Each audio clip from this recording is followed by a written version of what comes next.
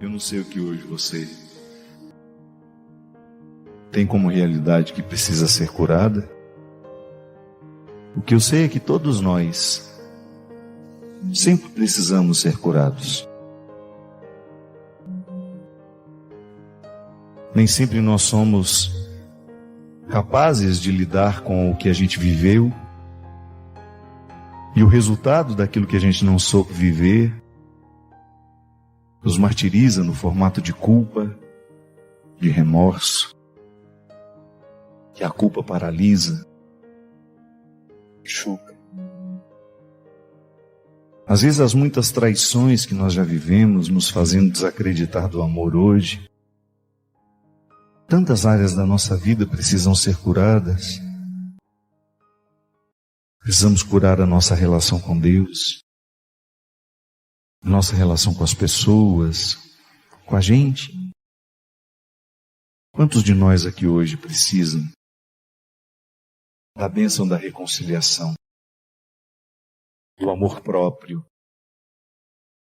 Voltar a acreditar que Deus acredita na gente. Eu sempre digo, é tão fácil a gente professar a fé, eu creio em Deus. Mas é tão difícil a gente dizer, eu creio que Deus crê em mim.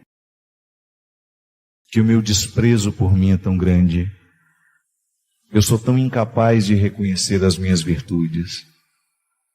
E quando reconheço, eu reconheço de forma tão vaidosa, tão insegura, que a vaidade é uma insegurança.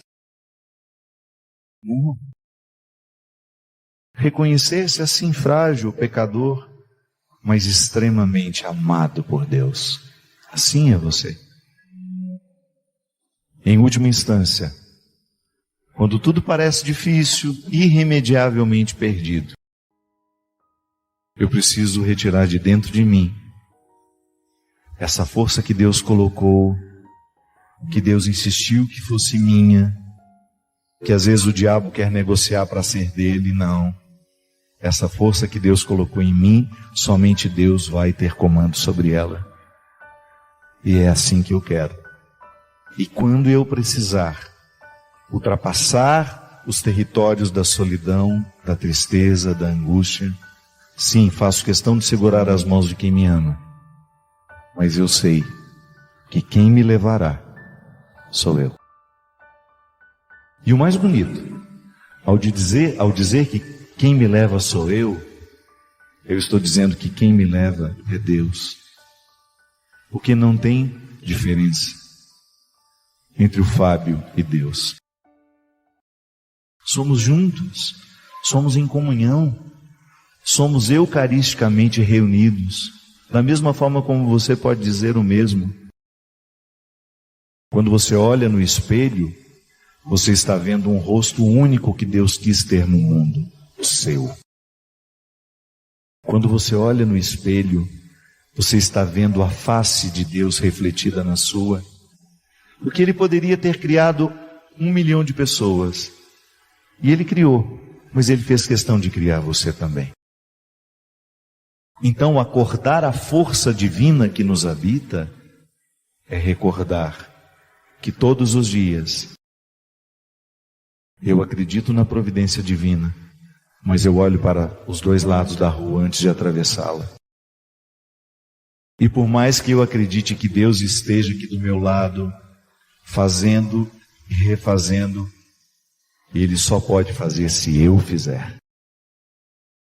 Ele só pode andar se eu andar. Porque Ele quis estar em mim. E estando em mim, Ele depende da minha vontade, do meu desejo. Por isso eu preciso fortalecer tanto a minha vontade e o meu desejo, para que eu nunca fique estagnado ao pouco que já achei de mim. Deus pode muito em mim, Deus pode muito em você, mas às vezes a gente vive esquecido disso. Escuto toda hora, Padre, reza por mim, sua oração é mais poderosa. Que minha oração é mais poderosa? Coisa nenhuma. Toma posse da sua força. Você está mais perto de Deus. Sabe nada, inocente. A gente se deprecia demais, não é verdade? Quantas vezes você comparou a sua fé com a dos outros e você se achou um nada? Pelo amor de Deus, Deus caprichou em você, deixou uma capacidade enorme. Porque ainda não acordou, ainda não despertou, vai morrer assim, sem saber quem Deus fez em você? Não. Toda vez que a batalha vier, prossiga. Toda vez que as dificuldades vierem, prossiga. Esta foi a palavra de Moisés ao povo desesperado, quando estavam todos diante do Mar Vermelho. As cavalarias do faraó correndo ali, chegando já. E o povo pergunta: Moisés, o que seu Deus manda nós fazermos agora? Moisés fica apavorado, que também não sabia. Se reúne um pouquinho lá a sós com o Senhor. E o que ele escuta dele? Diga ao povo que caminhe, Moisés. Deus não deu a garantia da facilidade. Seria tão mais bonito nesse falar: não, manda o povo caminhar que eu vou abrir o mar. Ele falou isso? Ele não falou que iria abrir o mar. Ele só falou: diga ao povo que caminhe. E o povo caminhou. Quando pôs os pés na água, sem saber o que ia fazer, o milagre aconteceu. É assim. A força de Deus passa o tempo todo pela nossa força. É a maior riqueza que nós podemos ter na vida. É estar diante de alguém que nos permita a verdade. Que nos permita a verdade, pessoal. É tão difícil, né? É tão difícil alguém que tolere a nossa verdade. Nós estamos tão acostumados a ficar maquiados e mascarados para que o outro dê conta da gente. Ou para que você seja minimamente aceito, você faz tantas concessões. Mas de repente isso cansa. E eu acredito que o tempo vai fazendo isso com a gente. O tempo vai retirando aquilo que para nós antes era mais fácil. Você vai ver. Na juventude é muito mais fácil a gente fingir que gosta, a gente fingir que quer, a gente fingir que está bem. Depois, à medida que o tempo vai passando, eu tenho uma sensação de que a nossa verdade, que está lá no interior do interior do interior, ela vai aflorando, ela vai ficando cada vez mais à flor da pele, e aí você não tem como esconder. Você não tem como esconder. Eu sou isso. E é tão bom quando você, na oportunidade de ser só quem você é, você olha do outro lado da mesa e você percebe que existe reciprocidade. Ah, como é bom. É ao lado deles que nós queremos envelhecer. Só queremos ficar com quem exatamente nos permite ser quem somos. Geralmente a gente senta para comer com alguém e a gente fica conversando com outra pessoa que não está ali na mesa, mandando mensagem. É tão descortês, não é? Você está num médico, ele está o tempo todo mexendo no celular dele enquanto você fala, aí de vez em quando ele fala: pode falar que eu estou ouvindo, viu? Não está ouvindo nada. Ouvir é olhar para mim. Eu quero que você olhe para mim enquanto eu falo. Eu quero ser olhado por você enquanto você fala. Eu quero prestar atenção no que você está me dizendo. Quando seu filho vive diante de você, tente decorar todos os detalhes dele. Quando as pessoas que você ama estão com você, tente viver cada detalhe do que está sendo proposto. Acho que são perguntas que nem é o outro que nos faz, é a gente mesmo. A grande dificuldade de você saber onde é que é justo você gastar o seu sangue, o seu tempo, sua vida, ao lado de quem? Com quem? Com quem dividir esse tempo que nos resta? E depois chega um momento em que a gente tem um marco e a gente chega à conclusão de que a gente tem mais passado do que tem de futuro pela frente. E a maneira mais inteligente é a gente entender o que hoje eu escolho viver Com quem eu escolho viver? Onde é que eu quero estar nos próximos anos? Ao lado de quem? Fazendo o quê? Fazendo o quê e com quem? Eu sei que todos nós precisamos ser curados para que a gente volte a se interpretar assim. É isso que eu quero pedir. Que todos os nossos corações hoje recebam a bênção do amor próprio, da autoconfiança, da coragem, para que Deus continue tendo a nossa vida como lugar de sua manifestação. Leve Deus por onde você for, do seu jeito, com a sua voz. Leve Deus ao seu trabalho. Permita que Deus fale com a sua equipe através de você.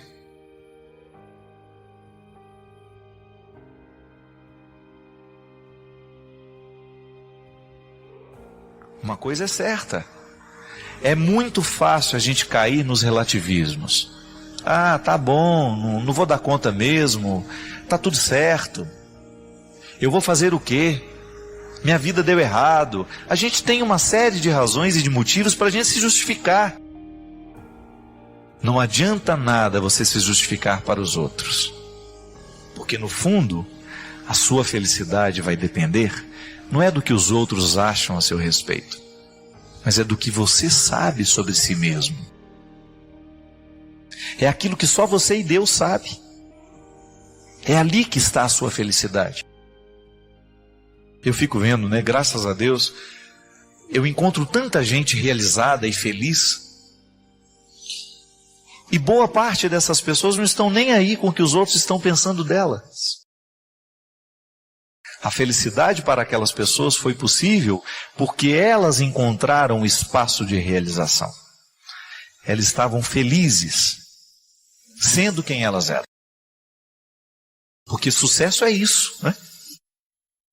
A maior satisfação que nós podemos ter na vida, o maior reconhecimento que nós podemos viver na vida, ele não é público.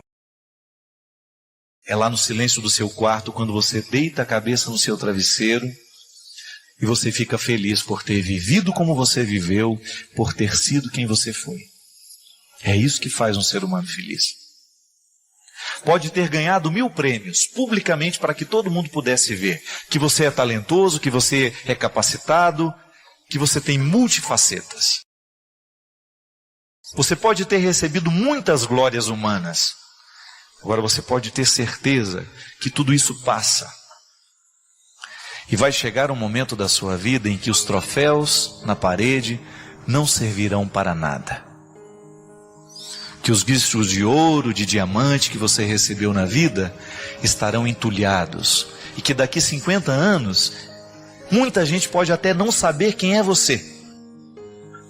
Os discos estão todos entulhados em algum lugar, os troféus estão escondidos em algum lugar, empoeirados pelas estantes do tempo, e isso não te realizará. O que vai fazer você verdadeiramente se sentir feliz é você saber que você combateu o bom combate, que você não foi vencido pelas coisas ruins da vida, que você segurou firme e que você foi feliz, que você fez as escolhas certas, que você amou na hora certa, que você perdoou na hora certa, que você não abandonou, que você foi fiel àquilo que Deus queria de você. Qual é o grande sucesso que você pode querer alcançar na vida? O reconhecimento dos outros? Isso passa. Da mesma maneira como a acusação também passa. Não dura muito tempo. O que verdadeiramente vai contar para você, o que verdadeiramente vai valer no final de tudo, é o quanto você estava feliz sendo quem você era.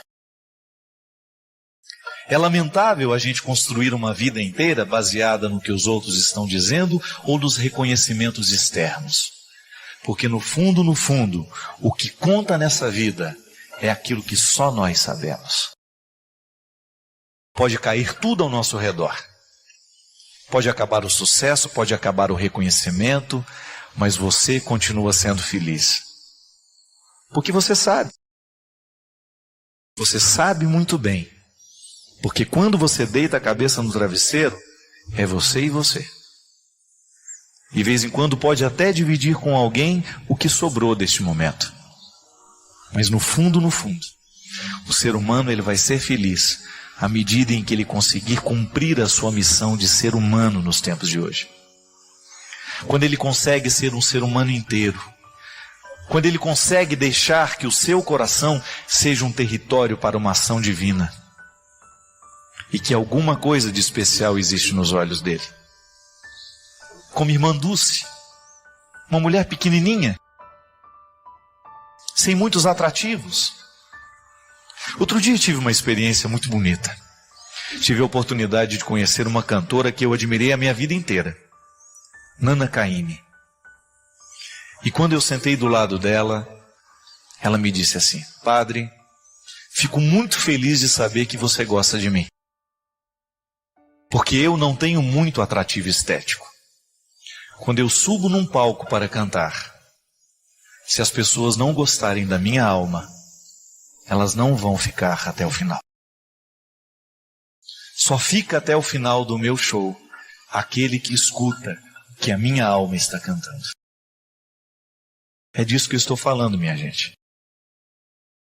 Só vai ficar para ver você até o fim aquele que escutou a sua alma. Vai permanecer ao seu lado até o fim aquele que verdadeiramente ouviu o som do seu coração. E é disso que nós estamos falando.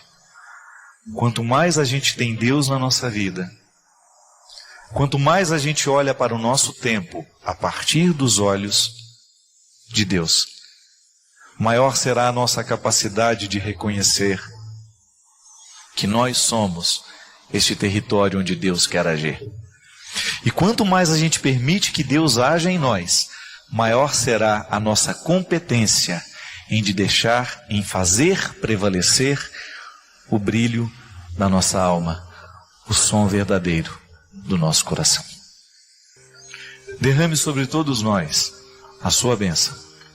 O Deus Todo-Poderoso, Pai, Filho e Espírito Santo.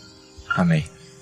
Que hoje cante o som da sua alma, o som do seu coração. Toda vez que nós temos um desrespeito dentro das relações que a gente estabelece, a gente precisa primeiramente tomar o posto, né? Isso é, assumir o papel. Quando a gente é desrespeitado é porque de alguma forma nós autorizamos o desrespeito. Eu sempre digo isso e tenho uma convicção muito clara disso. Para mim isso é muito real. E eu vejo isso muito na prática. As pessoas que são desrespeitadas, elas geralmente autorizam aqueles que a desrespeitaram pela primeira vez. É uma regra da vida. Se uma pessoa grita uma vez com você e você não fala nada sobre o grito dela, se você não diz que aquele grito realmente lhe incomoda e você não quer que ela continue gritando, é possível que ela grite a vida inteira. E porque você nunca disse, porque você nunca revelou a ela que aquele grito lhe incomodava, então é possível que ela vá continuar gritando a vida inteira. Isso é, você não tomou a posição na hora certa, então vai ter que aguentar grito o resto da vida. Porque ela identificou que com você ela pode gritar quando ela quiser. Quando uma pessoa lhe dá um tapa, sobretudo na relação marido e mulher, e você aceita este tapa, e você não coloca aquele homem no lugar dele, você está autorizando que este marido se transforme num agressor. E muitas vezes denunciá-lo é a melhor forma de ajudá-lo. Você não pode ficar passando essa violência sozinha e calada. Porque cada vez que você oculta o seu agressor, você está dando pleno poderes a ele de continuar lhe agredindo. E essas relações marcadas pelas agressões são relações que nós chamamos de objetais. O que é uma relação objetal? É quando eu estou diante de alguém que eu enxergo como um objeto. Um objeto eu posso fazer o que eu quero com ele. Ele não tem reação. Eu posso pegar essa cadeira e quebrá-la. Eu posso jogá-la fora, eu posso gritar com ela. E não vai alterar em nada o que essa cadeira é, porque ela é um objeto. Agora, a partir do momento que eu trato aquela pessoa como se ela fosse um objeto, isto é, com total desrespeito por ela, eu estou então desumanizando a relação. Uma relação desumanizada é uma relação que vai causar muito sofrimento em quem está dentro dela. Porque nós não queremos ser desumanizados. Mas volto a dizer, no momento em que há o primeiro gesto de desumanização, se a gente não reage contra esse gesto, é possível que a gente vá se desumanizando cada vez mais. E você sabe disso na prática. Começa a pensar aí na sua vida, quantas pessoas já lhe agrediram com palavras, e são agressões constantes muitas vezes. Filha que grita com a mãe, isso é tão comum, não é? Filho que agride a mãe. Um dia essa mãe perdeu a autoridade sobre ele. E a autoridade não é gritar não, viu? A autoridade é dizer a ele com calma, você não vai gritar comigo, porque eu sou sua mãe e mereço respeito. E você vai demonstrar por meio das suas atitudes, que se ele continuar gritando com você, ele vai passar por um processo de correção que lhe vai ser muito doloroso. Porque se você não contorce essa situação, não é aquela história? É de pequenino que se torce o pepino, não tinha uma coisa assim? É verdade. Se você não coloca a criança no lugar certo, daqui a pouco ela está mandando em você. Relação objetal entre pai e filho é muito comum. Tem muitos filhos, gente, que são, 2, 3 anos, carinha de anjo, mas já estão agindo de maneira terrível. Já são diabólicas nas suas atitudes. Sabe por quê? Porque elas estão criando dentro delas um espírito de autoridade que um dia vai desencadear e até mesmo no risco de violência física contra os pais. Então é preciso que a gente o tempo todo jogue luz sobre as relações que nós estamos estabelecendo.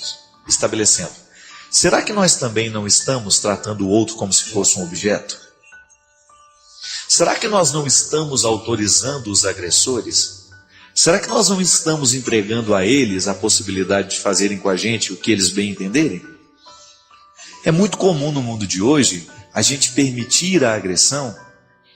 Um dia ele muda. Não, não vai mudar não. Se a gente não sinalizar para a mudança, ele não vai mudar. Eu volto mais uma vez àquilo que eu estava confessando da minha vida, né? Sabe qual que é o grande risco que eu corro como pessoa? É o fato de eu ter pouco espaço na vida, de ter feedback das pessoas para mostrarem os meus erros, para mostrarem os meus defeitos, para mostrarem aquilo que em mim precisa ser modificado. Por uma razão muito simples. Às vezes a minha estrutura de vida não me permite isso. Às vezes as minhas relações são tão rápidas, os meus encontros são tão transitórios, que eu não tenho uma pessoa que de fato chegou, Padre Fábio, isso não está certo não. Naquele momento que eu disse para você que eu tive o desafeto, né? Que eu ouvi dessa pessoa isso. Uma pessoa com muito carinho me disse, uma pessoa que participa da minha vida. Cuidado com o que você está fazendo com você. Porque chega um momento, gente, que assim como eu posso fazer bem a muita gente, eu posso fazer muito mal a uma pessoa. Tudo depende do que eu vou permitindo. E muitas vezes esse feedback é absolutamente necessário para que a gente não se torne objeto do outro. Deus me livre de ser objeto do outro. E a gente sempre corre esse risco, né? O que é você ser objeto do outro? É quando ele vê em você apenas a satisfação de uma necessidade. Cada vez que a gente se sente objeto do outro, ou então que ele te põe a mão quando ele quer, que ele te abraça do jeito que ele quer, não.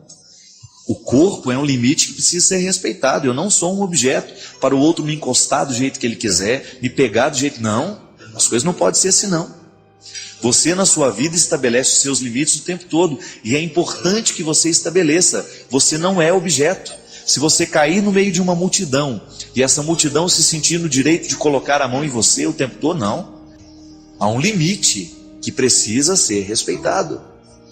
A relação objetal, ela acontece em todas as dimensões da vida. No momento que você vai ao banco, por exemplo, você corre o risco de ser considerado um objeto. Se você é mal atendido, se a pessoa olha para você como se você fosse mais uma cadeirinha que está ali dentro, e não se preocupa com as suas necessidades. Nos estabelecimentos públicos, nós corremos o risco o tempo todo de sermos considerados objetos. Às vezes você entra dentro de um lugar, você não é considerado humano, você é apenas mais um número que está ali dentro. Numa fila de espera no hospital, numa fila de laboratório, sei lá. Você corre o risco de ser considerado um objeto. Eu até digo que o que faz diferença no atendimento das pessoas hoje? Se você tem uma empresa e não quer trabalhar a partir das relações objetais, é você tratar o outro como gente. Hoje, por exemplo, eu fiz uma experiência muito interessante lá em Taubaté. Eu precisava de uma informação a respeito de uma encomenda minha internacional que está vindo, e eu liguei nos Correios. E não estou tratando com preconceito, mas geralmente quando a gente liga para essas empresas, a gente custa ser atendido, não é assim? Até que aquilo cai dentro daquele setor que vai analisar a situação. Não, imediatamente eu fui atendido por um rapaz chamado Rogério, que foi a segunda vez que ele me atendeu. E olha, o interesse dele por resolver a minha situação, nem era da alçada dele, mas ele se interessou pelo assunto, procurou e disse: Fábio, nem sabia quem eu era. Falou: Fábio, quando você, vamos esperar mais uns 2 dias, não conseguindo, ligue, me chame, fale comigo, que eu vou lhe ajudar a resolver essa situação. O que na verdade aconteceu, minha gente, é que aquele rapaz, no exercício da sua profissão, me tratou como gente. Porque nós somos agredidos muitas vezes, como essa senhora estava dizendo, não é só por meio de atitudes, de gestos violentos, não. Às vezes, eu, em negligenciar uma informação, eu estou sendo violento com o outro. No momento que eu não digo ao outro o que eu sei, ou que eu não faço pelo outro o que eu posso fazer, eu estou sendo violento com o outro. Porque às vezes eu fico assustado quando o discurso religioso dispensa o esforço, a luta, e só nos promete a vitória, como se ela fosse fruto de uma mágica. Reza e Deus lhe faz vencer. Não. Reza, faz a sua parte, que a vitória virá. Nós nunca podemos admitir que um discurso religioso seja feito a partir de uma experiência que nos retira a responsabilidade de fazer a nossa parte. E a gente sabe que às vezes o discurso é feito até com boa vontade, mas ele não corresponde à verdade humana. É por isso que o discurso religioso precisa sempre ser equilibrado entre céu e terra. Deus nos faz alcançar a vitória? Sim. Para isso Ele nos fez. Mas a gente precisa retirar essa vitória, muitas vezes, desse contexto glamouroso, né? Essa vitória, ela é suada, ela é conquistada com luta diariamente. E é bom que a gente sempre tenha isso em mente, que toda a ação é de Deus, que nos antecede. Deus se apressa em ser bom, para que a gente tenha condições de ser bom também. É tão interessante e é tão radical esse posicionamento teológico, que na teologia do sacramento da penitência, a igreja nos ensina que até mesmo quando a gente se arrepende, Deus já agiu dentro de nós para que a gente tivesse condições de arrepender. Não é interessante isso? Eu só posso me arrepender do meu pecado se Deus visitou o meu coração e provocou dentro de mim aquele sentimento de inadequação que me faz reconhecer que o que eu fiz não foi bom. Então, até para eu me arrepender, Deus precisa estar dentro do meu coração. De maneira que o arrependimento não é só uma obra humana. É claro que o arrependimento vai passar pelas minhas faculdades mentais, eu vou processar a informação, eu vou viver o desconforto por aquilo que eu fiz de errado, mas o que me motiva a refletir sobre o erro e ter condições de encontrá-lo e de reconhecê-lo é a ação de Deus em mim. Então, eu só posso ser bom porque a bondade de Deus agiu primeiro dentro do meu coração. Eu só tenho condições de fazer um gesto de bondade porque primeiramente eu fui visitado pela bondade de Deus no meu coração. E é por isso que eu estou dizendo que a ação de Deus na vida humana e a vida cristã, podemos dizer, a vida cristã, ela é sempre a resposta à graça divina que atua em nós. Mas se eu não respondo a essa graça, é provável que eu passe a minha vida tendo a oportunidade de ser bom e nunca serei porque faltou o meu esforço. Toda vez, por exemplo, que eu decido perdoar alguém, eu já estou visitado pela graça de Deus em decidir perdoar alguém. Mas a gente sabe que o processo de perdoar será uma luta minha. Quando eu terei de encontrar aquela pessoa, engolir o sapo, né? Daquela coisa desagradável que muitas vezes nos dá, vontade de chegar e de falar um desaforo e de já ficar sendo descortês com aquela pessoa, porque às vezes a gente tem essa necessidade. É impressionante como nós exercemos a nossa maldade com as pessoas. Sem perceber às vezes. Pode observar que às vezes você é mal com o outro sem perceber que está sendo. É quase que um processo inconsciente, né? Que nos faz, muitas vezes, pegar o outro para Cristo, como comumente nós costumamos dizer. E julgamos sobre eles, sobre aquela pessoa, todas as nossas mazelas, todas as nossas frustrações, todos os nossos desequilíbrios. É horrível isso. Mas aí a nossa consciência se acende e a gente decide que a gente vai viver melhor, que a gente não tem o direito de crucificar o outro com os nossos pecados. E então Deus começa a agir em nós e nós vamos como que colocando em cima da mesa todas as peças que constituem a nossa totalidade, para a gente poder arquitetar melhor isso. Então Deus me quer vitorioso, Deus lhe quer vitorioso, sim, nós acreditamos nisso. Mas se a gente não assume a responsabilidade que nos cabe diariamente, é provável que o desejo de Deus não atinja a nossa carne. Ele não se concretize em nós. E não adianta. Deus quer que eu seja feliz, que você seja feliz. Deus quer que a gente viva bem. Mas se a gente não faz a nossa parte nessa história, jamais vamos conseguir chegar ao resultado daquilo que Deus quis para nós. É o refrão bonito, né, da música Tudo Posso, da minha querida amiga Celina Borges. Vou perseguir tudo aquilo que Deus escolheu para mim. Eu vou persistir, e mesmo nas marcas daquela dor. Hoje de manhã, nós ouvimos o testemunho da Patrícia, no programa que tivemos aqui na Canção Nova, para ajudar o projeto Dai-me Almas a fechar a campanha neste mês. Por que a Patrícia conseguiu superar a dor de ter perdido uma filha de maneira tão trágica? Por que a Patrícia não aceitou o caminho fácil do antidepressivo que iria aliená-la? Porque naquele momento ela estava visitada pelo poder de Deus, mas ela resolveu agir. Ao dizer, eu não vou tomar o entorpecente para me fazer esquecer a morte da minha filha, o que ela resolveu fazer? Arregaçar as mangas, chorar a dor de cada dia e ir fazer alguma coisa por quem ainda precisava dela. Organizou o luto de maneira cristã. Eu não estou dizendo que você não pode tomar o seu remédio, caso ele realmente seja necessário. O que eu estou dizendo é que muitas vezes, porque não queremos enfrentar a dor, porque não queremos enfrentar a realidade, a gente se entorpece naquela ilusão de que o remédio será capaz de nos curar. Não, minha gente, não é assim. Quando Deus está presente dentro do nosso coração, a gente vê a vida como ela é. A gente enxerga os fatos, as tragédias, as dificuldades, e a gente se coloca diante de tudo isso de maneira responsável. A dor é humana. A dor é humana, e por mais absurda que ela possa nos parecer, nós podemos dar conta dela sim. Como é que nós damos conta da dor? Chorando do jeito certo, apoiados pelas pessoas que nos amam, que nos ajudam a enfrentar aquele momento de dificuldade, aquele momento tenebroso, pavoroso.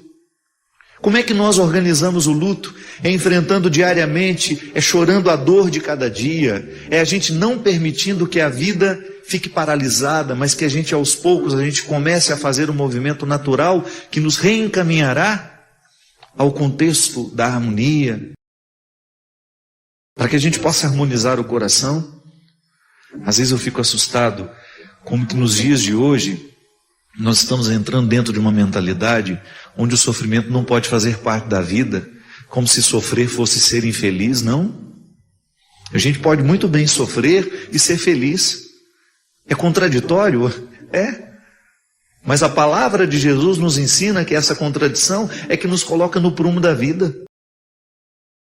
É possível sim a gente estar machucado pela vida e mesmo assim a gente ser feliz. Como? Não é a felicidade que muitas vezes a gente está acostumado, né, a pensar, a felicidade do sorriso, a felicidade da festa, não. Mas aquela satisfação de que você está vivendo a coisa do jeito certo. Porque em última instância, minha gente, se você espremer o conceito de felicidade, o que sobra é isso. É você saber que você está sendo quem você deveria ser, que você está vivendo as coisas como deveria viver, que você está em paz com você. É isso que faz com que a gente seja feliz. É como você está sofrendo um processo de perda. Acompanhei há um tempo atrás uma moça que precisava se desligar do vínculo doentio que ela tinha com o namorado. Já haviam chegado à conclusão de que o namoro só fazia mal, que eles só se machucavam, e quanto mais ela tentava, mais ela se machucava, e ele também, vivendo um processo extremamente nocivo a ele mesmo, um relacionamento que já não tinha mais amor, que tinha só dependência. É triste isso. E no momento que ela fala, padre, mas é tão difícil ficar longe dele, ao mesmo tempo que ele me faz tão mal, na hora que eu estou rompendo com ele é tão difícil. E eu falava para ela que a cada dia que ela passasse longe dele, ela deveria sentir-se feliz por ter conseguido romper com o vínculo que lhe destruía. Como é que essa menina vai conseguir ser capaz de superar esse rompimento? Quando ela substitui os pensamentos opressivos por pensamentos que libertam. Quando ela olhar para ao final do terceiro dia, do quarto, do quinto, que isso é igual dependência de droga, viu gente? É igual dependência química. O AA tem esse compromisso, né? De viver um dia de cada vez e de comemorar cada dia de abstinência. É assim? Aquela menina só vai conseguir se libertar do processo nocivo que o relacionamento representa na vida dela no dia em que ela interpretar o afastamento como uma maneira que ela tem de se beneficiar. É assim que a gente organiza o luto. Agora, se ela tiver medo da ausência, que faz mal, mas que ao mesmo tempo, né, cura, ela jamais vai conseguir se libertar. E às vezes até o distanciamento é necessário para que, quem sabe, até volta, mas volta de uma maneira mais madura, mais harmônica, mais responsável, né? Não é nenhum problema, namoro foi feito para ser terminado. Não é nenhum problema terminar um namoro e durante o término você reavaliar a maneira como você trata o outro, como o outro significa para você. E a partir dessa ausência, você estabelecer uma nova forma de estar com ele, e aí volta. E o retorno faz com que o namoro avance em qualidade. Mas quando estão todos lá no lodo da autodestruição, é difícil, não tem luto. O luto não está sendo organizado. O luto está sendo estendido e não organizado. Na vida da gente é assim. Se a gente quiser vencer alguma situação que está nos oprimindo, nós temos de enfrentar o sofrimento do dia a dia. Somente a partir das técnicas que nós vamos descobrir, né? Porque cada ser humano vai reagir de uma forma. Para mim, dá muito certo. Por exemplo, quando eu estou vivendo um processo de sofrimento, de luta, às vezes acontecem coisas que me desagradam muito, me retiram a paz. Eu tenho os meus métodos, são bobos, mas dão certo. Procuro intensificar uma atividade física naquele dia. Sabe que é a hora que você vai liberar endorfina no corpo, né? Vou fazer uma caminhada, vou tentar não pensar naquilo durante um tempo. E é impressionante, vou tentar dormir um pouco melhor, vou tentar me alimentar um pouco melhor, vou favorecer o meu corpo, né?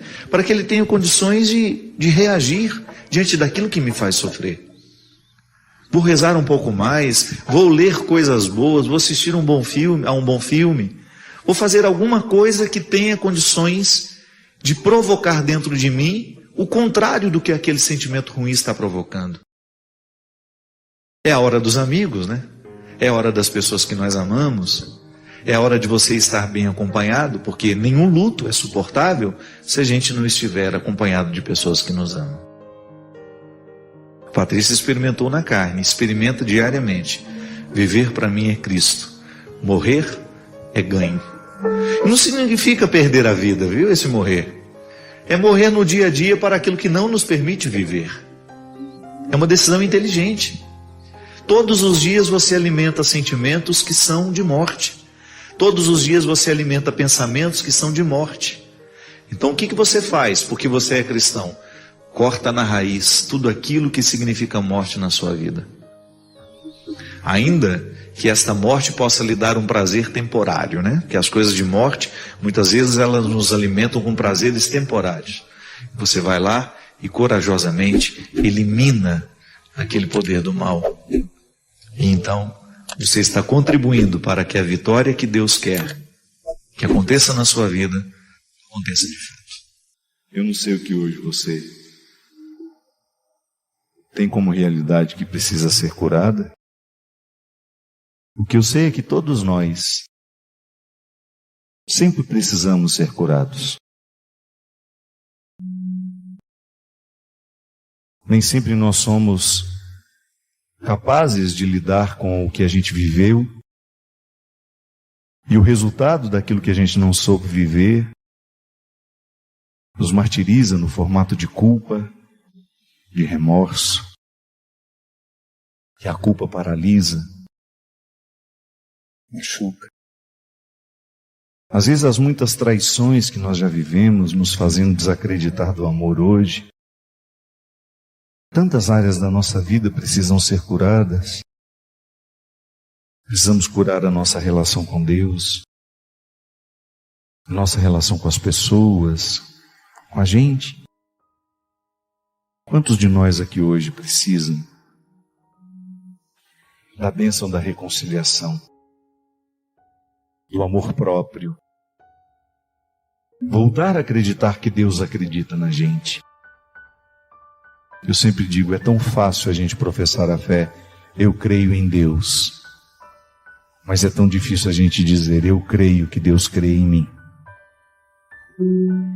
Porque o meu desprezo por mim é tão grande, eu sou tão incapaz de reconhecer as minhas virtudes. E quando reconheço, eu reconheço de forma tão vaidosa, tão insegura, que a vaidade é uma insegurança. Não. Reconhecer-se assim frágil, pecador, mas extremamente amado por Deus. Assim é você. Em última instância, quando tudo parece difícil, irremediavelmente perdido, eu preciso retirar de dentro de mim essa força que Deus colocou, que Deus insistiu que fosse minha, que às vezes o diabo quer negociar para ser dele. Não. Essa força que Deus colocou em mim, somente Deus vai ter comando sobre ela. E é assim que eu quero. E quando eu precisar ultrapassar os territórios da solidão, da tristeza, da angústia, sim, faço questão de segurar as mãos de quem me ama. Mas eu sei que quem me levará sou eu. E o mais bonito, ao dizer que quem me leva sou eu estou dizendo que quem me leva é Deus. Porque não tem diferença entre o Fábio e Deus. Somos juntos, somos em comunhão, somos eucaristicamente reunidos, da mesma forma como você pode dizer o mesmo. Quando você olha no espelho, você está vendo um rosto único que Deus quis ter no mundo, o seu. Quando você olha no espelho, você está vendo a face de Deus refletida na sua. Porque Ele poderia ter criado 1 milhão de pessoas. E Ele criou, mas Ele fez questão de criar você também. Então, acordar a força divina que nos habita é recordar que todos os dias eu acredito na providência divina, mas eu olho para os dois lados da rua antes de atravessá-la.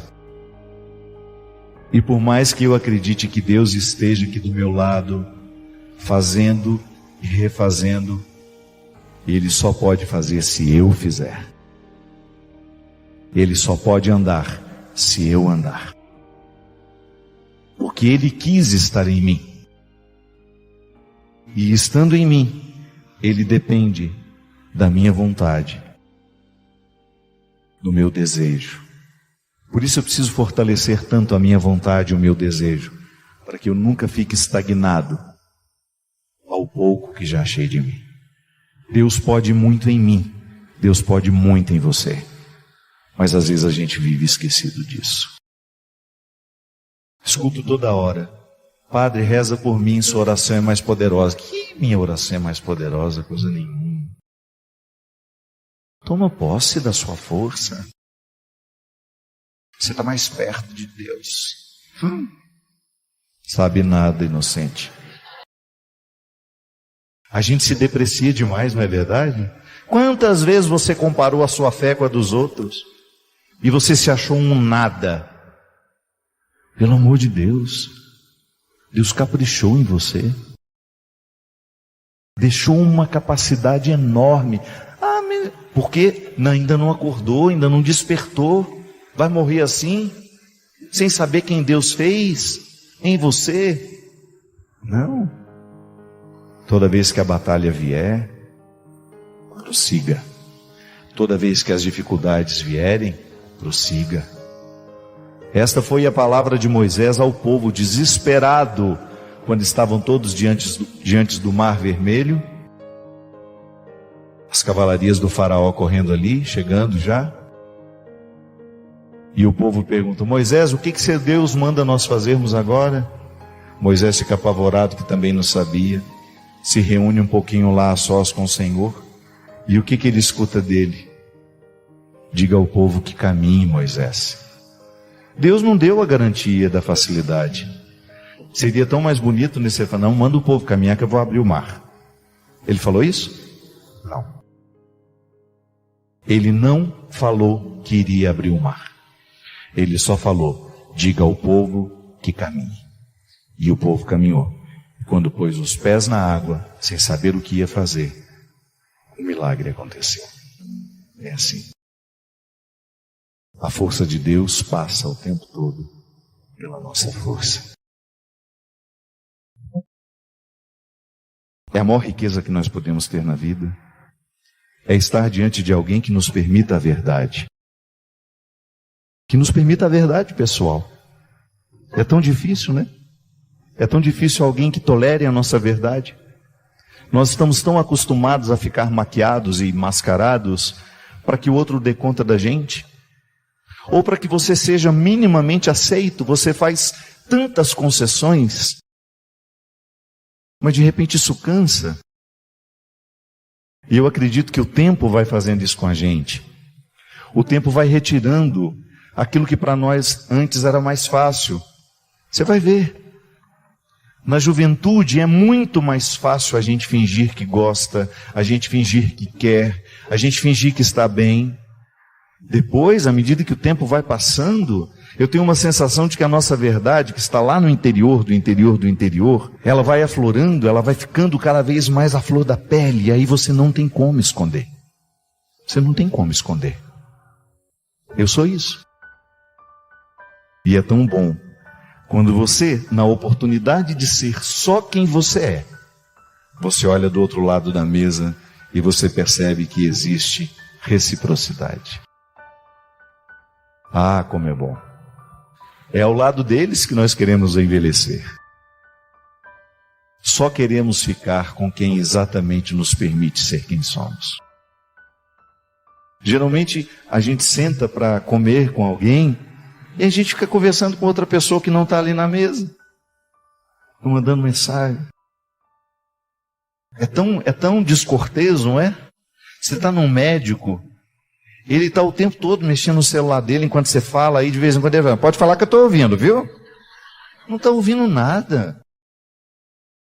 Ouvir é olhar para mim. Eu quero que você olhe para mim enquanto eu falo.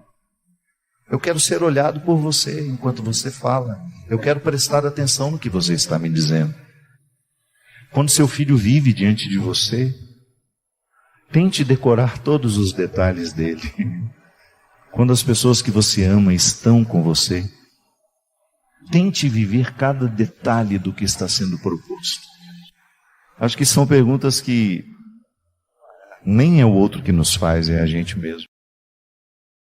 A grande dificuldade de você saber onde é que é justo você gastar o seu sangue, o seu tempo, sua vida, ao lado de quem?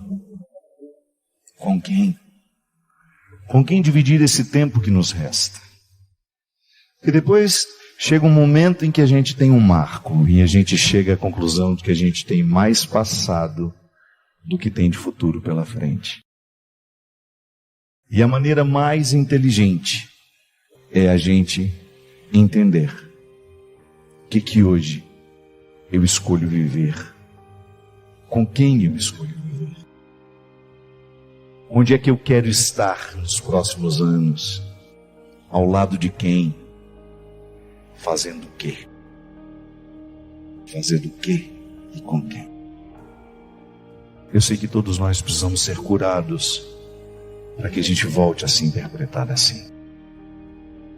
É isso que eu quero pedir. Que todos os nossos corações hoje recebam bênção do amor próprio, da autoconfiança, da coragem, para que Deus continue tendo a nossa vida como lugar de sua manifestação. Leve Deus por onde você for, do seu jeito, com a sua voz. Leve Deus ao seu trabalho. Permita que Deus fale com a sua equipe através de você. Vai desarmando as armas do mundo por onde você for. Vai consertando o mundo em toda e qualquer oportunidade que você tiver de consertar. A começar pelas suas relações. Onde houver injustiça, destrua na raiz aquela injustiça. Onde houver rancor, onde houver mágoa, transforme tudo aquilo com a sua capacidade de amar, que Deus deixou em você. Vai pelo mundo, vai transformando as estruturas por onde você passar. Nós somos todos necessitados dos rituais que nos purgam, não é verdade? Todos nós. Em algum momento da vida a gente precisa encontrar um lugar onde a gente possa aliviar o que nos pesa, o que nos amedronta. A religião nos oferece isso. A religião nos oferece muitas e muitas oportunidades de fazer com que a gente possa purificar o que está nos pesando, o que está nos amargurando. A gente reza, a gente encontra outras pessoas, a gente canta, a gente louva. Mas nós precisamos de outros rituais além dos religiosos. Aliás, existem pessoas que não conseguem nem viver dentro das religiões o processo da purificação, tem mais facilidade de viver em outras situações. Quando nós estamos à mesa, por exemplo, eu sempre digo, muito mais do que matar a fome do corpo, o que nós precisamos é matar a fome que nós temos uns dos outros.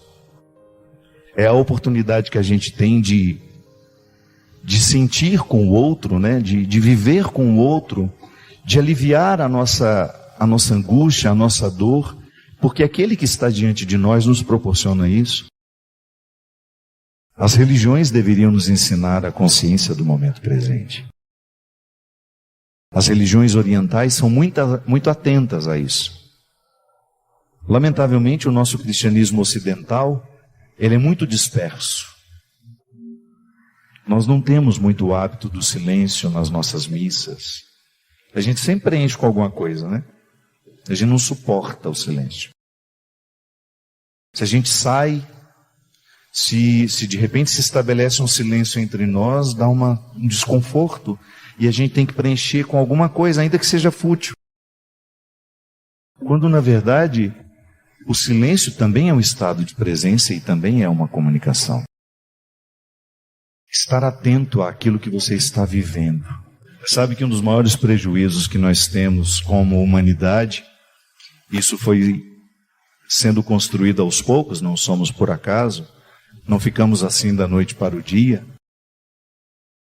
Depois das muitas revoluções industriais, e aquela principal que aconteceu na Inglaterra, quando nós modificamos a nossa maneira de produzir o que nós consumimos, quando a produção deixou de ser artesanal e passou a ser em série, nós fomos crescendo cada vez mais e multiplicando gerações de pessoas ansiosas. A gente não tem mais paciência de esperar nada. A produção em série acelerou todo mundo. Os nossos resultados são muito rápidos, tudo muito rápido. E a ansiedade é justamente esse sentimento que me priva de estar aqui onde eu estou.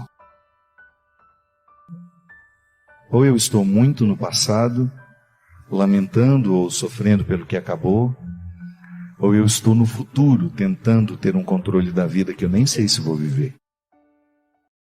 Quando, na verdade, o momento presente é a única realidade que de fato temos. Mas é isso. A gente ter a oportunidade de saber. Olho para o passado, olho para o futuro e preciso ter esse entendimento. Onde é que eu quero estar? E outra, e ter coragem também de viver esse tribunal diário. Às vezes a gente fica pensando que o tribunal definitivo após a nossa morte. Não. É interessante vivê-lo todos os dias. Todos os dias a gente precisa erguer esse tribunal, e nele nós somos réus, juízes, promotores, advogado de defesa, todos os papéis a gente vive. Em última instância, quem nos dá a condenação não é o outro, somos nós. Eu acho que essa é a pergunta que Deus vai nos fazer. Valeu a pena ser quem você é?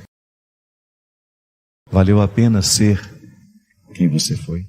Se alguém pudesse pegar você pela mão, fala, eu vou te dar direito de ir a um lugar e encontrar alguém que você tenha a oportunidade de ser quem você é.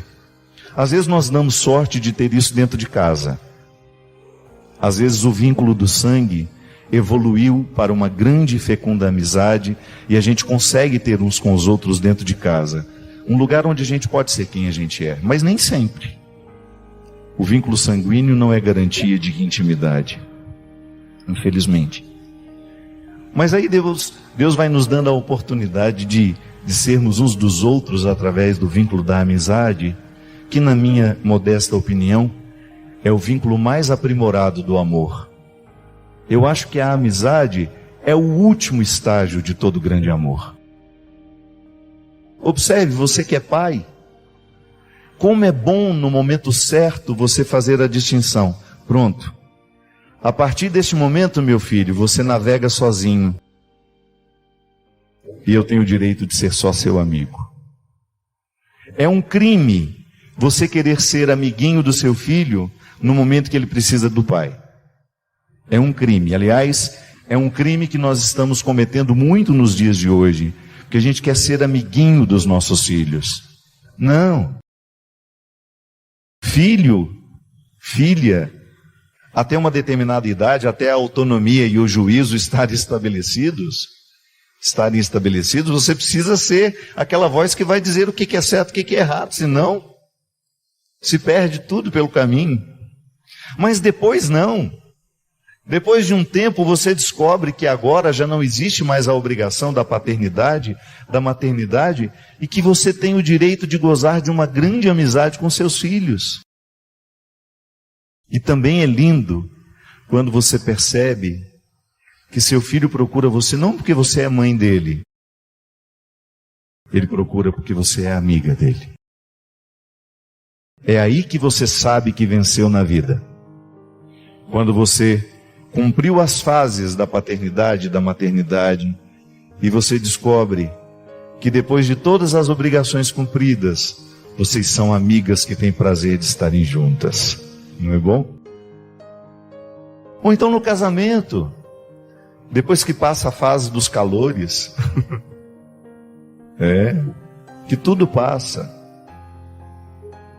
No início não, é um fogo danado.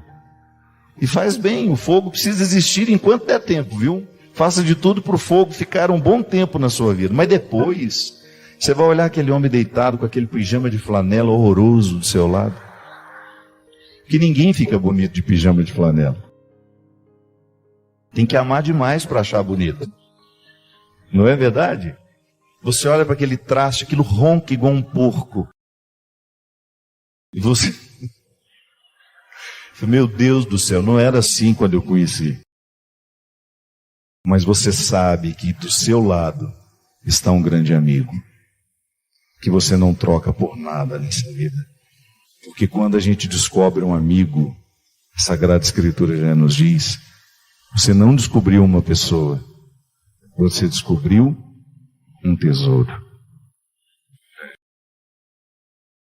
E hoje, se eu pudesse ser tomado pela mão, sabe quem eu queria encontrar? O meu pai. O meu pai morreu, eu ainda era menino. Eu tinha 16 anos quando ele foi embora. Meu pai morreu jovem. E ele queria tanto que eu desse certo na vida.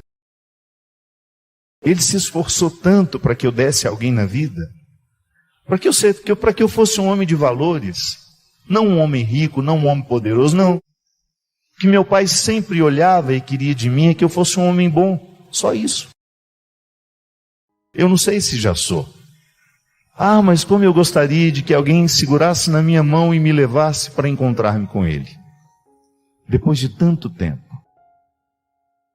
Eu ter a oportunidade de olhar nos olhos daquele homem e agradecer.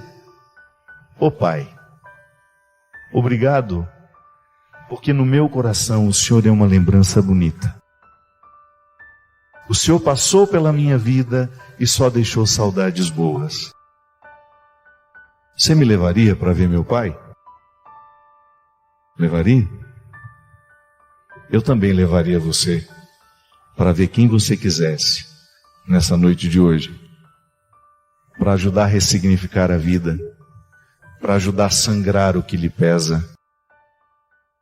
Para ajudar a chorar o que precisa ser chorado. Sobretudo por causa dessa frase. Eu vivo para consertar. E não reclamo não. Porque eu compreendo a minha oportunidade de ser e estar no mundo sempre como uma oportunidade de reparação. Se os outros odeiam, eu não quero ser mais um que odeia. Se o ódio tem sido uma linguagem tão fácil, eu não quero me utilizar dela. Se o mundo tem sido injusto, eu faço de tudo para não ser. Porque eu acredito que o Evangelho ele se transforma numa realidade em nós à medida em que essas células vão crescendo. Porque à medida em que nós nos transformamos em um agente que transforma, que não se conforma às estruturas que estão aí, pecaminosas, muitas vezes diabólicas, quando nós não nos conformamos a elas, nós nos transformamos em agentes que vão multiplicando as mudanças, assim como Jesus fez. Jesus foi passando pelo mundo e foi conquistando alguns corações. E não foram muitos. Às vezes eu fico pensando em tudo isso que o cristianismo se tornou, na grandiosidade que o cristianismo se tornou no mundo, e eu fico pensando que o Calvário só tinham 3 pessoas. Não começamos grandes, não. Começamos proibidos. Começamos traindo, começamos não sendo fiel, começamos não ficando até o fim. Portanto, hoje, na oportunidade de ser quem somos, nós voltamos no tempo, somos olhados por Jesus e recebemos dele essa boa e feliz oportunidade de transformar as estruturas que estiverem diante de nós. Esse mundo pode ser muito melhor no dia que eu e você decidirmos sermos. Decidirmos que seremos melhores. Eu tive um momento muito difícil na minha vida, há uns 4 anos, que foi quando eu fiquei praticamente sem sair da cama uma semana, com um desejo enorme de ir embora dessa vida, sem nenhuma vontade de ficar. sem nenhum motivo para continuar. Acumulei duas doenças muito difíceis no mesmo momento: síndrome do pânico e depressão. Não me sinto curado não, confesso. Estou aqui administrando. É uma luta diária. Graças a Deus, tomo só um comprimidinho de noite só. Não tenho mais as medicações pesadas que eu tomava antes. Hoje procuro fazer de tudo para que a minha vida seja saudável, para eu viver bem. Me envolvo com os problemas até no limite que eu acho que é justo para mim. Mas naquele momento, eu retirei uma lição para a minha vida toda. É muito difícil. É muito triste viver aquilo. E a primeira tentação que a gente tem é de pensar que o outro pode nos retirar daquilo. É impressionante como nós achamos que os outros podem fazer por nós aquilo que só nós podemos fazer. Foi difícil entender. Foi muito difícil perceber que eu teria que passar aquilo. E por mais que as pessoas estivessem do meu lado, segurando as minhas mãos, sozinho eu teria de atravessar aquele mar. É como morrer, minha gente. Por mais que alguém esteja segurando a nossa mão, vamos morrer sozinhos.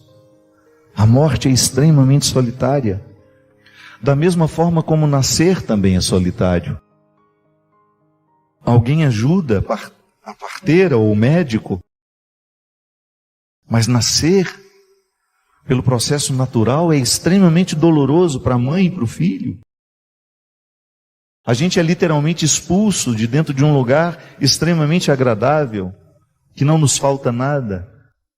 De vez em quando o desespero vem, é saudade do útero. É. Alguns processos são extremamente solitários.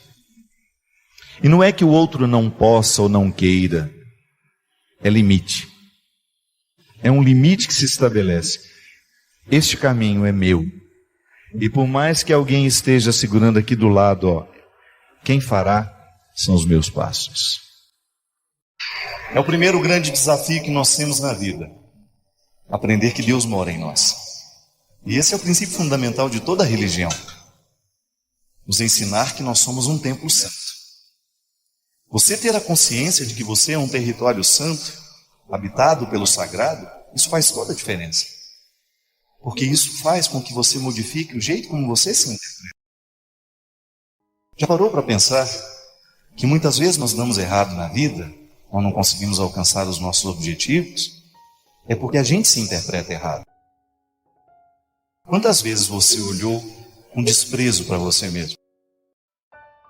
Quantas vezes você não foi capaz de acreditar nos seus sonhos? Quantas vezes nessa vida você permitiu que o pior do outro viesse morar dentro de você, porque infelizmente você se assumiu assim, como sendo um território que o outro faz o que quer? Quantas vezes na vida você sofreu justamente porque foi duramente traído? E quando você é traído, o que na verdade dói em você é essa identidade. Oh meu Deus, eu quero ser único. Eu quero receber o valor que eu mereço. Eu não quero que a minha identidade fique banalizada. A traição não é nada mais, nada menos do que você trair o significado do outro na sua vida, não é assim? E essa retomada de posse, minha gente. Acreditar em Jesus é você viver o desafio diário de você pegar essa parte que lhe cabe. É dele, mas está em você.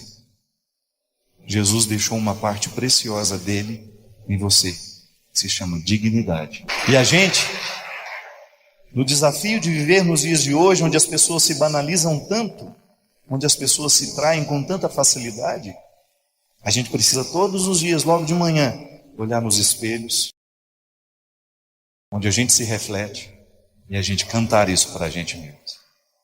No meu interior tem Deus. Tem Deus. E não há nada nessa vida, ninguém tem o direito de entrar nesse solo sagrado que sou, banalizando a minha sinceridade. Se tiver que entrar na minha vida, se tiver que entrar na sua vida, terá que saber que no seu interior em Deus. Que você até é um território sem fronteiras. Coração nem tem porteiras, mas quem manda aí? No meu interior,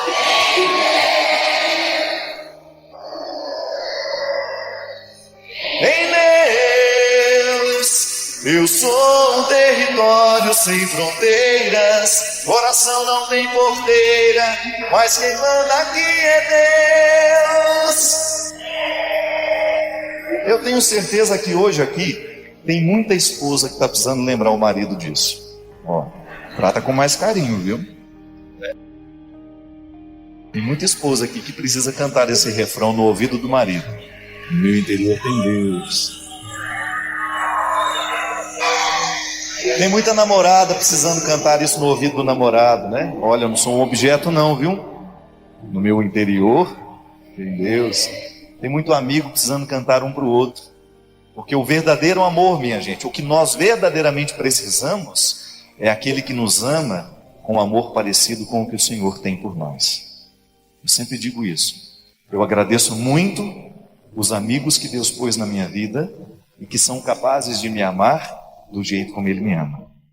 Com liberdade, com responsabilidade, querendo o meu melhor. Se você descobrir alguém que te ama assim, querendo sempre o seu melhor, e ainda que de vez em quando tenha que puxar sua orelha por aquilo que você faz de errado, eleve as mãos para o céu. Você tem mais chance de dar certo do que aquele que não tem.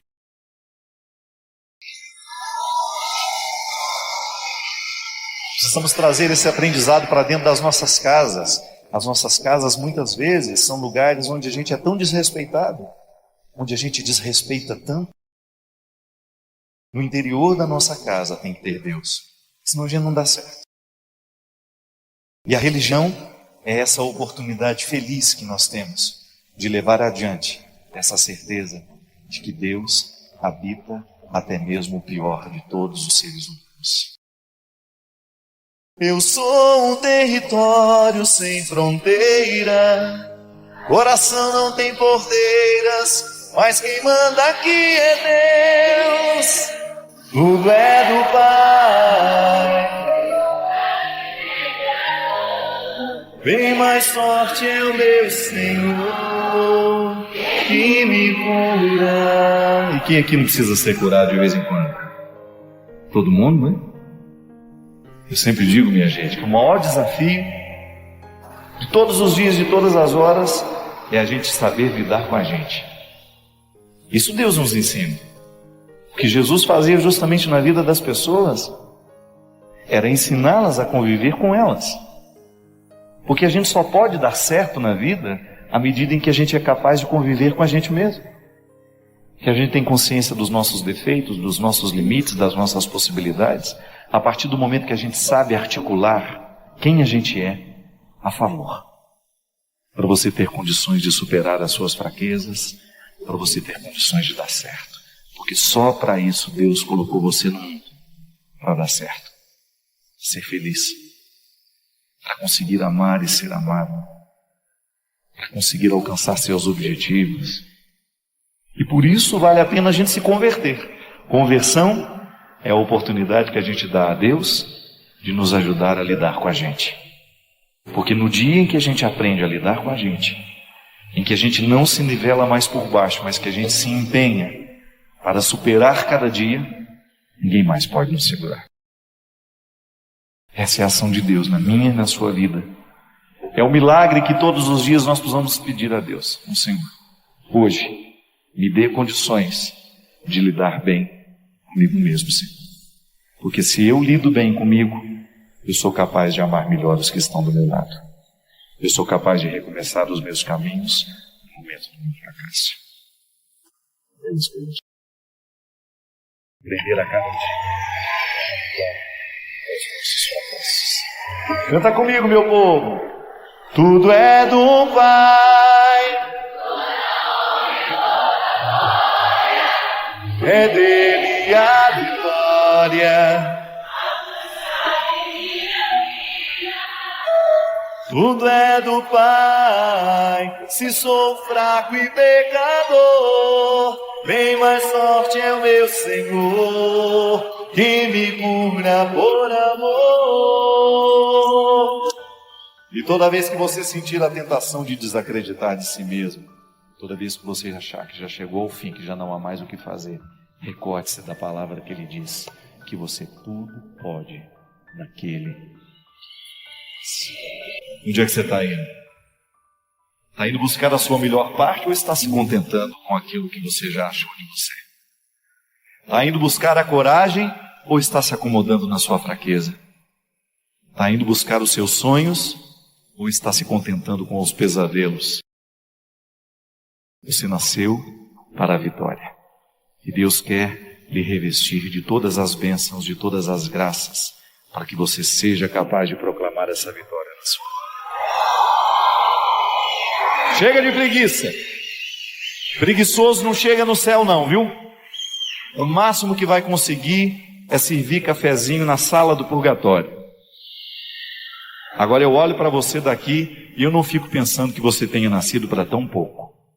Você nasceu para o céu. O céu é o seu lugar. Estou errado? Vamos dar uma olhadinha em quem está do seu lado aí e diz assim: toma vergonha na cara. Vá buscar o seu melhor.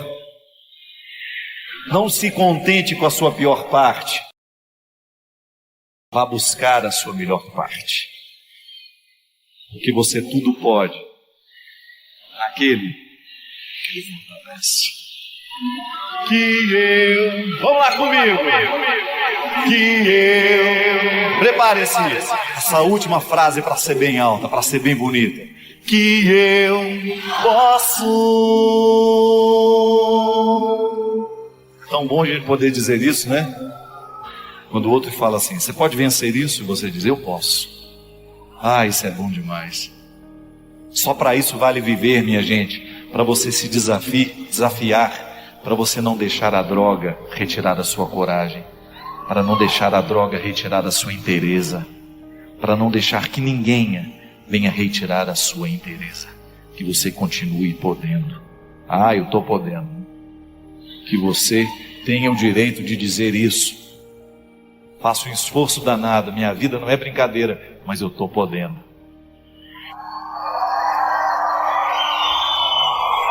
Coragem. Quem gosta de gente desanimada é o diabo. É por isso que é tão fácil dar serviço para o diabo, porque o que tem de gente desanimada nesse mundo, desanimada de si mesma, é gente assim, ah, tá bom, não. Você sabe que o que a droga faz com a gente é isso, né? Retirar da nossa coragem de dizer não. Uma pessoa viciada, eu tenho acompanhado muita gente assim, é aquela que já não é mais capaz de escolher a melhor parte. Porque não é possível um ser humano, em são estado de consciência, sabendo todos os malefícios que o crack, por exemplo, que a cocaína faz na vida de uma pessoa, que ela traga. Por isso, revista-se, proteja-se, para que nada do que é diabólico nos dias de hoje tenha espaço para crescer em você. Para que você continue podendo. Eu estou podendo. Quando alguém perguntar para você, e aí, como é que vai a vida? Você vai ter aquela... Não. Você responde, olha, estou na luta, mas eu estou podendo. Eu acredito que para todos nós que vivemos a dinâmica do Evangelho, para nós que resolvemos pautar a nossa vida na perspectiva do Evangelho, é sempre tempo de luta. Porque esta é a principal ação de Deus em nós. É nos encorajar para a gente dar conta da vida, é nos encorajar para que a gente não se entregue nos momentos das dificuldades, dos problemas, das lutas. E é por isso que todo cristão é sempre um batalhador. É a união dessas duas forças, minha gente. A graça divina com o esforço humano, me capacitando diariamente para que eu tenha coragem de dar conta da minha vida. No primeiro momento, em ter coragem até mesmo de descobrir Onde é que eu preciso mudar? O que é que eu preciso fazer para que esta minha vida seja satisfatória? Porque eu acho que no fundo, o que nós desejamos é isso. É tornar a vida uma atividade satisfatória.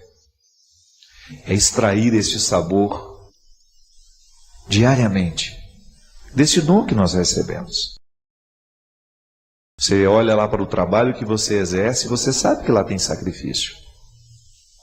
Mas este sacrifício, exercer essa profissão que você escolheu, estar nesse local de trabalho que você escolheu, viver esse sacrifício do dia a dia, só tem sentido se você identifica que ele está te realizando como pessoa. Porque não existe realização humana sem sacrifício. E aí você vai na raiz do termo, né? Sacrifício é você tornar algo sagrado. Mas a gente não torna algo sagrado apenas com coisas boas, não. É preciso uma parcela de sofrimento e de dor em tudo aquilo que nós fazemos, não é? Mas precisa valer a pena. E Deus nos encoraja o tempo todo a olhar para isso. Eu não tenho perdido a oportunidade, sabe? Tenho ficado muito inquieto com as minhas demandas, né? Preciso estar feliz. E ser feliz consiste em ter a totalidade. Não significa ser um bobo alegre, não. Significa estar satisfeito com tudo aquilo que é até sofrimento na minha vida. Porque o único sofrimento, o único sacrifício que realmente Deus quer para nós é aquele que nos coloca no caminho certo. Mas a gente erra, padre, erra. Mas eu acho que o nosso empenho é caminhar para errar menos. Para a gente ter condições de acertar um pouco mais naquilo que nós estamos escolhendo. Quando você sente que existe uma situação nebulosa, oh meu Deus, em qual caminho eu agora devo me colocar? Qual é a perspectiva que eu agora devo trazer para a minha vida? Aí é a hora da oração, do aconselhamento, da direção espiritual, né? Da partilha, com aquelas pessoas que nos amam de verdade, com os amigos que realmente conhecem o nosso coração. E a partir desta análise que fazemos juntos, a gente vai descobrindo qual é o propósito de Deus para nós. Porque às vezes, minha gente, nós corremos o risco de desperdiçar o nosso sangue, de desperdiçar a nossa energia nos lugares errados, nas situações erradas. Quanta infelicidade vem sobre nós quando nós estamos nos lugares errados, fazendo o que é errado. Muitas pessoas se perdem. Muitas pessoas morrem assim, é lamentável, né? Porque falta coragem de se colocar para a batalha que precisamos vencer. E sem luta, minha gente, sem oração, sem reflexão, a gente não chega a essas respostas. Nós somos muito complexos. A experiência humana nos mostra isso, né? O ser humano é muito complexo. Nós somos depósito de sonhos, de ansiedades, de desejos, de possibilidades, de limites. Você é um conjunto de mistério, né? Mas você precisa viver essa vocação diária de ir investigando esses mistérios para que pelo menos um pouco deles você possa desvendar e a partir daquilo que se desvenda ter condições de descobrir o seu lugar no mundo. O que vamos fazer do dia de amanhã? É uma boa pergunta. Posso olhar para o dia de hoje, identificar o que fiz de errado hoje e quem sabe me propor uma manhã um pouco mais interessante do que foi o dia de hoje. É isso, minha gente, que traz o elan vital. O que é o elan vital? É essa amarra invisível que dá sentido àquilo que a gente faz, que traz alegria aos nossos olhos, que traz esperança ao nosso coração, que injeta sangue corajoso nas nossas veias, para que a gente nunca pare de lutar. Porque se o sacrifício ele nos infelicita somente se ele não traz aquela satisfação de você estar no caminho certo, Então ele é um sinalizador de que alguma coisa precisa mudar. Porque você não tem o direito de comprometer a sua existência, porque ela é um dom. Ela lhe foi dada por Deus e você é apenas um administrador de tudo isso. E é responsabilidade sua colocar as escolhas nos lugares certos para que esta existência seja brilhante no mundo. É por isso que a vida bem vivida, ela é sempre frutuosa. Porque ela desperta nos outros como se fosse uma corrente do bem, né, acontecendo. Porque a pessoa que está satisfeita com a vida que está levando, ela é naturalmente generosa, ela é naturalmente solidária, ela se partilha, ela se dá, ela se entrega. E o outro acaba contagiado por essa vida que está sendo satisfatória. Assim como fala o Evangelho, da luz que é acesa e é colocada sobre a mesa para que possa servir para iluminar a vida dos outros também. E aí nós entendemos que a vela acesa em cima sobre a mesa, ela facilita o caminho de quem passa por nós. Se eu me disponho a ser um homem realizado e se me interpreto como uma vela acesa sobre a mesa do mundo, sobre este altar que é o mundo, eu vou facilitar a passagem daqueles que passarem por mim. Serei luz no caminho deles. Mas este sinalizador, minha gente, precisa estar presente o tempo todo. Da mesma maneira como um cais é sinalizado de maneira iluminada para que os navios o encontrem. Da mesma maneira, quando nós precisamos pousar de madrugada num aeroporto, você vê de longe as luzinhas da pista, sinalizando de que ali existe um porto seguro para você chegar. E essa é a luta do dia a dia.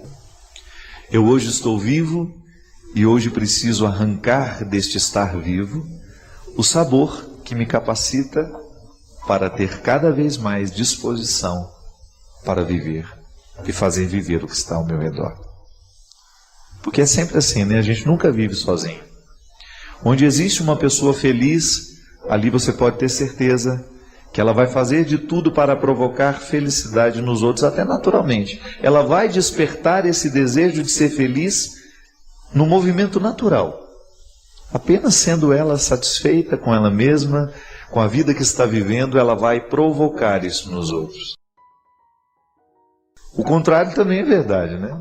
Quando você tem uma pessoa insatisfeita consigo mesma, ela acaba provocando insatisfações. Ela acaba sendo um obstáculo para muitas outras pessoas. E é por isso que eu digo que nós precisamos ser muito honestos, né? Com a vida que nós estamos vivendo e com aquilo que nós estamos provocando no outro, no momento em que vivemos ao lado dele. E gosto de ensinar isso teologicamente, né? Estamos sempre auxiliados pela graça. A graça de Deus, que também podemos chamar o amor de Deus, a bondade de Deus, são termos distintos para dizer uma mesma coisa, porque tudo isso é graça. O amor de Deus na nossa vida é fruto da graça, é gratuito, é generoso. A graça sempre se antecipa. Mas se eu me apago, se eu não promovo a minha realização no dia a dia, que é, volto a dizer, o que é a realização humana? É o acolhimento do dom divino, é o acolhimento da graça divina na nossa vida. E na união desse acolhimento, que se desdobra em atividades, em atitudes de escolhas, de dizer sim, de dizer não, é assim que nós fazemos a existência ser frutuosa, dizendo sim e não na hora certa.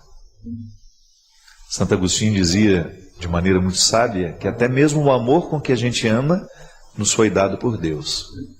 Eu só posso amar porque Ele me amou primeiro. Só posso ser bom porque Ele foi bom comigo primeiro. Só posso ter coragem porque Ele já depositou a coragem em mim.